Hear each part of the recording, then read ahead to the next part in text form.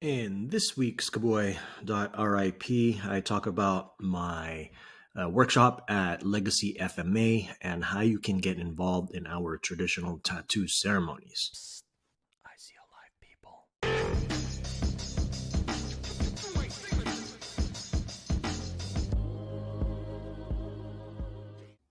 So, how do you get a Filipino watermelon pregnant? You puck one. Get it? For those that are new, so this first week I talk about the previous month review, upcoming projects, events, and some topic. Second week is Alive People, where it's an interview with some folks that I know, interesting folks, I guess. Week 3 is Barako MBS, which is Q&A. Week 4 is KK Labs, which is an experiment. I can I want to say it, but I kind of use experiment with technology, bring up some art projects, experimental art projects that I've done in the past, and that's what KK Labs is. Some events that are coming up. I'm going to definitely do more online, but in April, I'm going to be at Diablo Valley College. There's going to be a little Mama Batok book launch. The Bay Area, I'm going to be May 10th, is going to be at the Lumpia Fest in Newark. Then on May 31 to June 1, I will be at Pagdiriwang in Seattle. So I may have some openings for Batok in Seattle, but hit me up if you are interested. So a couple of things. I did mention I'm going to be at Diablo Valley College here in the Bay Area. And I think this is my third, maybe fourth college that I've spoken to, spoken at. It's funny, I mentioned educational thing and I use wrong grammar, but fourth college that I'm going to be speaking at. And I really wanted this year for me to go back to school, I guess. And the reason is because I think that just in talking to some young folks, they're kind of lost, and just the state of the world, how the economy is, AI and technology, shit is kind of scary out there. So I wanted to do my part in best, serve the community, especially for these kids that are entering this new brave world. High school as well. I don't think I have any high school left. I missed the ball. I dropped the ball this year, but I'll talk to some high school students next year. But they're also in the crossroads as well, because you go to college, you're supposed to, you do your 4 years, blah, blah, meet people, etc., network, have the college experience.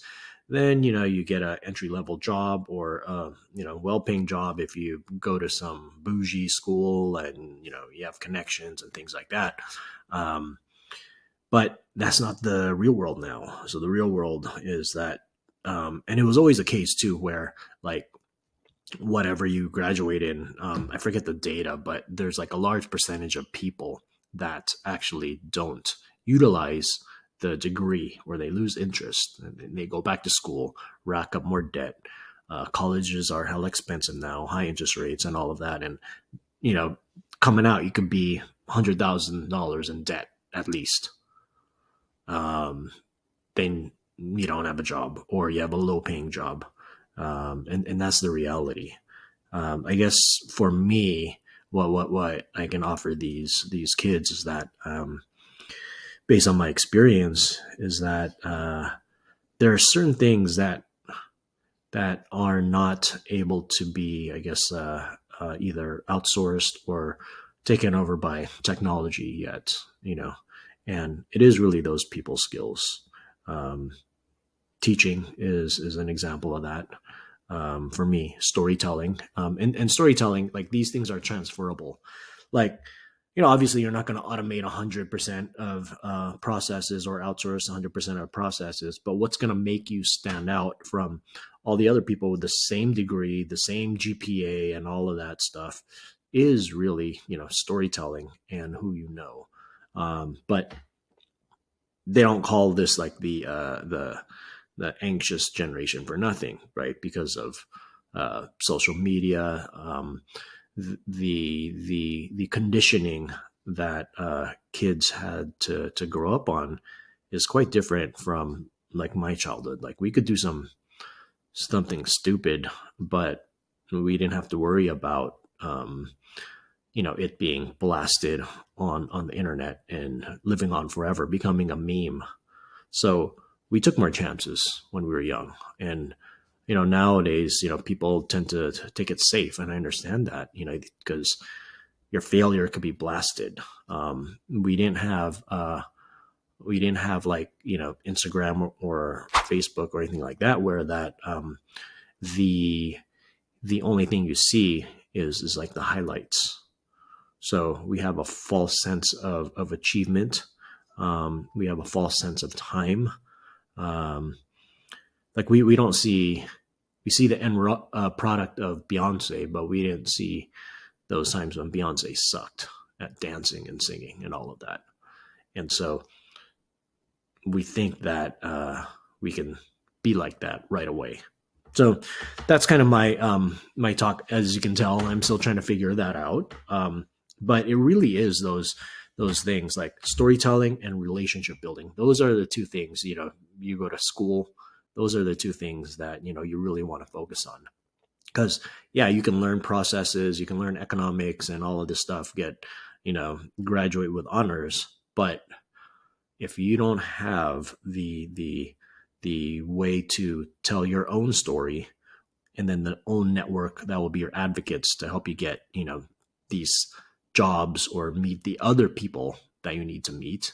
Because like there's a saying in networking, like, I'm not really wanting to say meet with you, but I'm interested in the people that you know.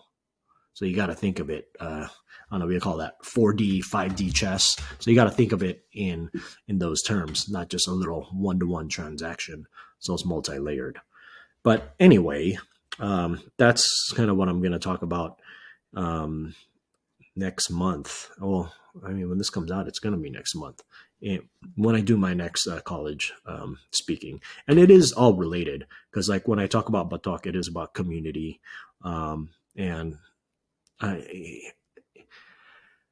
I created a webpage that is about getting involved. And I've had some inquiries and, people have asked, but, maybe it's just me being kind of skeptical, but then, it is really a community practice. And that's why me and others, we go out, we put ourselves out there. And so if you want to do this practice, not only do you have to go out and put yourself out there, not after, you say, quote unquote, graduate, but you should start doing that now. And then my question would be like, why aren't you already doing it? Like a lot of the people that have come into our school have been involved in the community in some way, not just in their own bubble, because that does not benefit anyone. You could be the dopest practitioner and know all this stuff, and you have a big social media following and you post online, but you're not out there in the community, meeting people, getting pushback, doing interviews. And I'll say like the true spirit of Kapwa is not just surrounding yourself with people with the same ideas.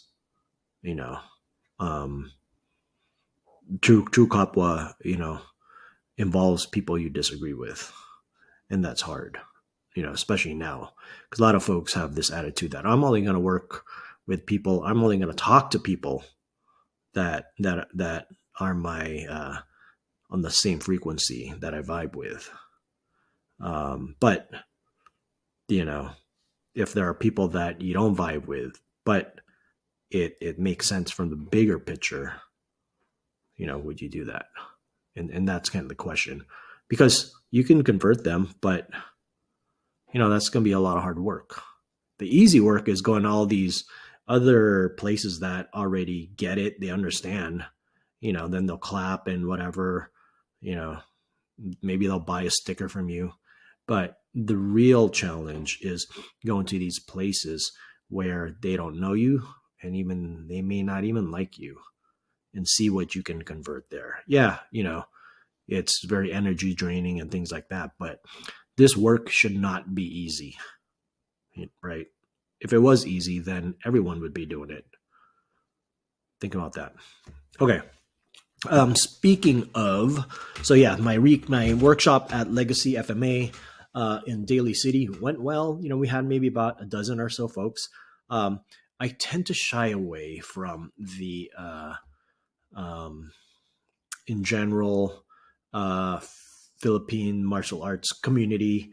Um, the ones that I know here in the Bay Area are cool, obviously, but in general, you meet some folks that are more into the machismo aspects, and definitely the practice has been, I'll say, appropriated by those types, military types, and that aren't, you would say, in our same spirit, but I still do, um, when invited, go to these places and teach. And Legacy FMA, the founder Joseph Bautista, who I've known for well over 10 years, we have that same community spirit. And so I think that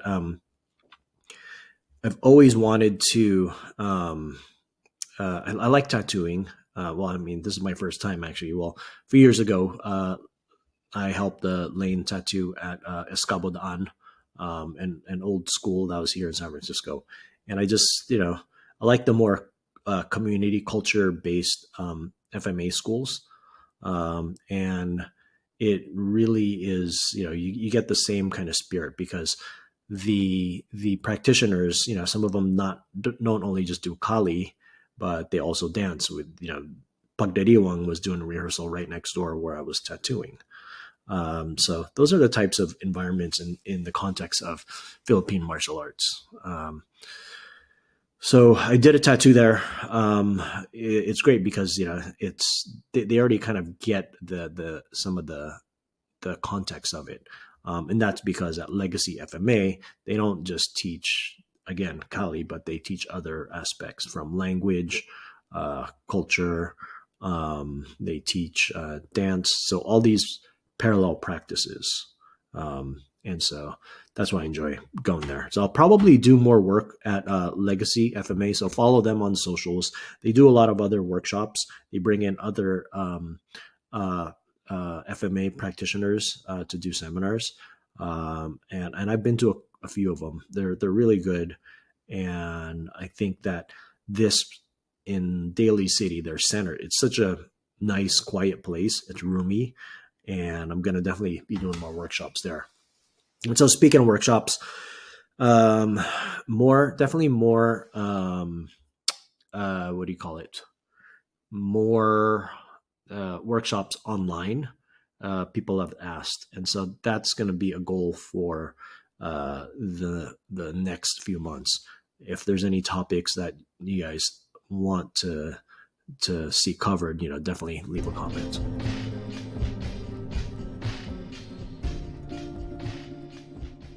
Ooh, that's so weird and gross. How do you help children understand cultural traditions in a world that often mocks what it doesn't understand? When Nati brings her family's traditional tattoo photos to school, she faces ridicule and confusion. Her struggle is one many children of diverse backgrounds experience daily. Little Mamba Batok offers a healing journey of cultural pride and intergenerational wisdom. Through cute illustrations and a powerful story, children and adults learn to honor their heritage with confidence. Pre-order now on Kickstarter until March 11th, 2025. Grab the exclusive bundle with a Batok art kit for hands-on cultural exploration. Check the show notes for the link or visit struggleandstrength.com. Limited time only.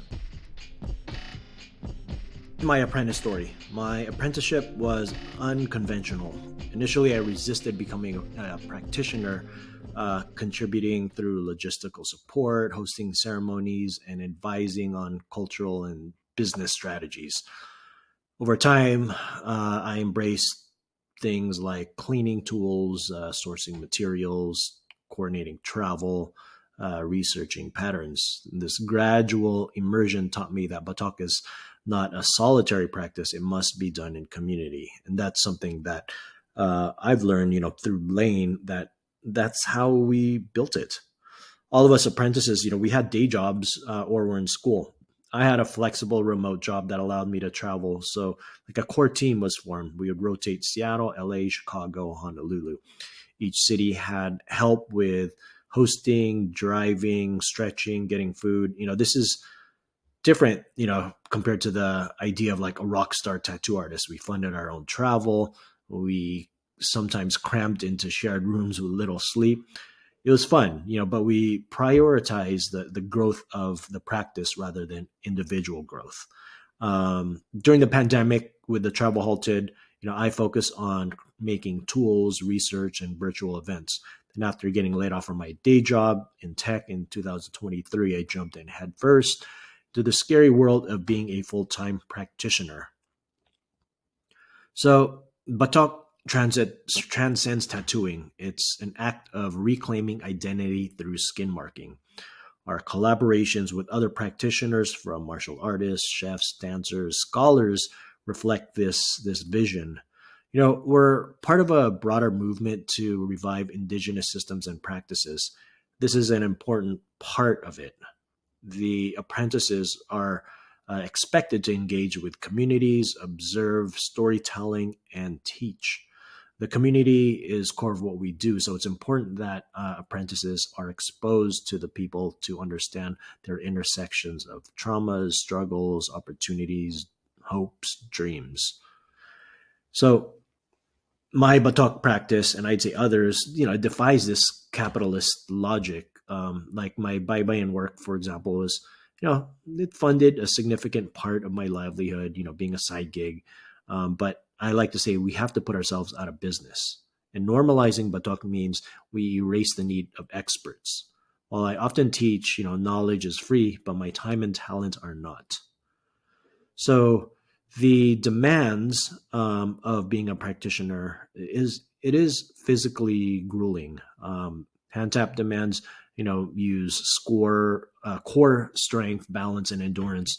Doesn't matter how big your muscles are or how much you can bench press. You're seated on the floor, pretty much floating over the recipient or planking over the recipient's body while gliding the tools, finding the spots around the stretcher's hands, like a surgeon.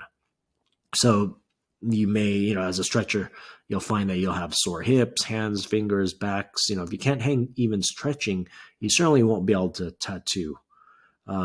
Flexibility and stamina are a must. So you do need a spiritual practice to do this work, to cultivate a sense of connection, something beyond yourself, whether it's a higher power, a deeper understanding of yourself, or some greater sense of purpose, or even the meaning of life. Mentally, spiritually, practitioners must center the recipient's experience, where your practice of understanding and compassion will be needed. So traits of an apprentice after years of experience of doing this work. Here are some traits. I think that one, you need emotional intelligence, learn how to read the room, listen more than you speak, resilience, endure emotional and physical strain. You need patience. This is not Amazon Prime. This stuff is slow, and it's supposed to. There's a purpose for it. Health, being good physical health, mental, emotional, spiritual, and even financial. You don't want to do this if you have money issues. The ceremony is about the recipient, not you. So you need to have humility. We're often in people's homes and community centers. You have to create safety, offer protection, privacy, modulate your tone and energy, avoid these intrusive questions, and also trauma-informed awareness is you have to recognize that some people may have emotional trauma, ancestral trauma. You have to approach these ceremonies with sensitivity, set boundaries, consent, and these things may trigger these memories. You got to understand like the power dynamics, cultural shame, and all of that stuff. But I would like to say that it's deeply personal, right? Whether you're healing collective wounds or your own.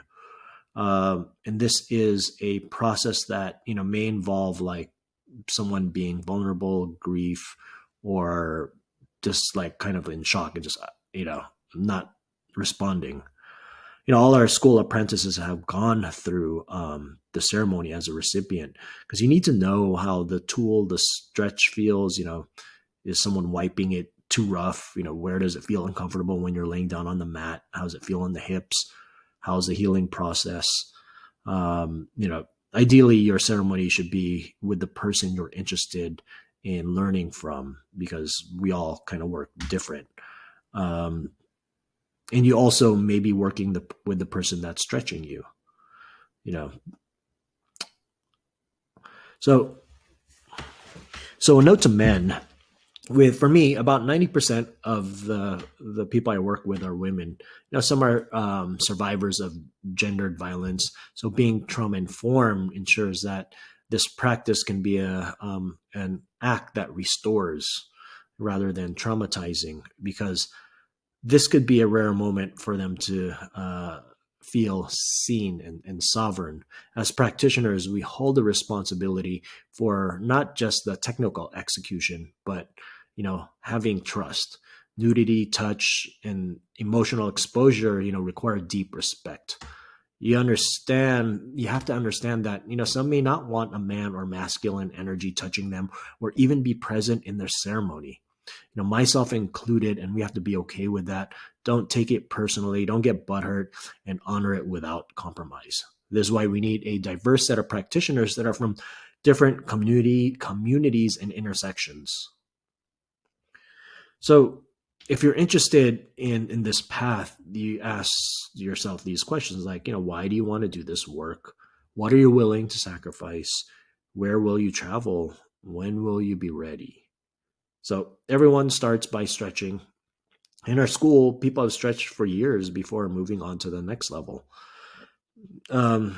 So one last thing, though, is that in talking about this and putting this on the website, my fear is that I think that it may prevent people from reaching out, wanting to get involved. Like, it's so heavy, so many requirements, things like that. So maybe I do need to tone it down a bit. But there are other ways you can get involved that don't involve stretching or tattooing. Are you good at social media, graphic design, event planning, accounting? The point of all of this is to avoid the romance of this practice, and possibly compromise someone's ceremony. So my journey was, unexpected, shaped by trial and error, because it was all new to us. We didn't really know what we were doing. But for you, the future practitioners, you'll have a better, clearer framework and learn from our mistakes. But the practice is unchanged. It's a dance between past, present, and future, a rebellion against erasure, a testament to community. To wear Batok is to carry history. To practice it is to breathe life into ancestral whispers. So the website link is at the bottom if you're interested in getting involved. Once you fill out that form, I'll be in touch, and let's just talk about it, and we'll just see where it goes. All right, salamat.